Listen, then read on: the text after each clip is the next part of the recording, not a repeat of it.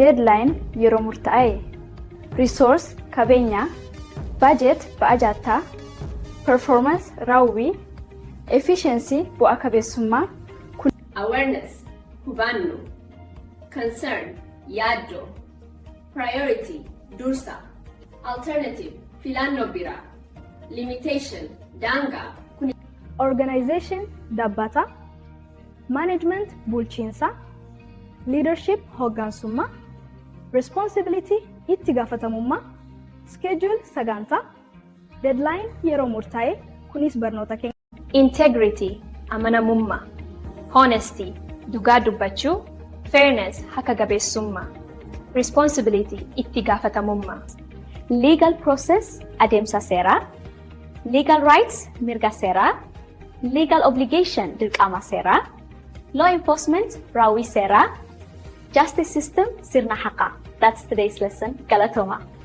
Supervisor to'ataa, manager bulchaa, team member miseensa garee, department kutaa hojii, work schedule sagantaa hojii, employment hojii argachuu, unemployment hojii dhabdummaa, job creation uuminsa hojii, workforce hamna hojjetaa, labor market gaba hojjettootaa.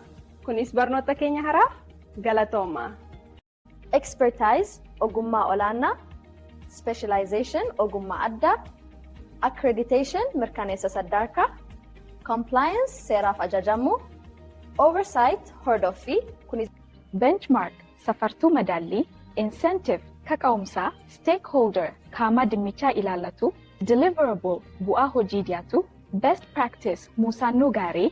Kunis long term effect dhiibbaa yeroo dheeraa, risk assessment madaallii balaa, adaptability jijjiiramaaf qopheessuu, resilience jabaatinaa sammuu, progress tarkaanfii fuulduraa. to promise waadaa seenuu, to apologize dhiifama gaafachuu, to invite afeeruu, to refuse diduu, to suggest yaada dhiyeessuu. Kunis barnoota keenya haraaf galatooma.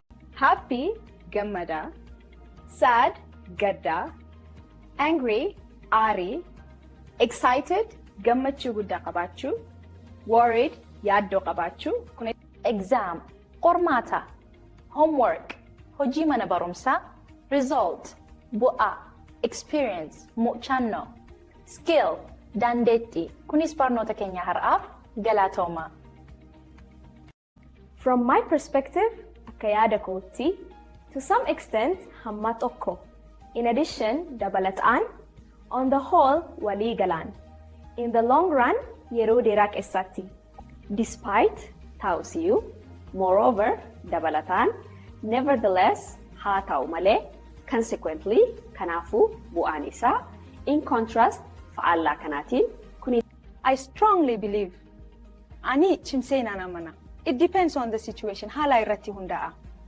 This leads to kun gara kanaatti geessa.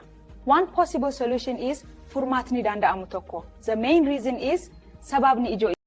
Chronic disease dhukkuba yeroo dheeraa, acute condition dhukkuba taasa dhufuu, mental health fayyaa sammuu, preventive medicine wal'aansa ittisaa, rehabilitation deebisaanii fayyisuu.